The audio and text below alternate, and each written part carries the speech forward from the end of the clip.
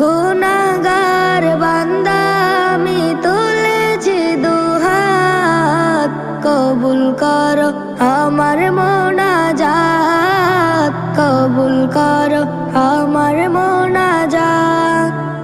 না বুঝিয়া প্রভু আমি করেছি যে পাপ, প্রভু করেছি যে পাপ, তুমি ছাড়া প্রভু আমায় কে করিবে মাপ, তুমি ছাড়া প্রভু আমায় কে করিবে মাপ।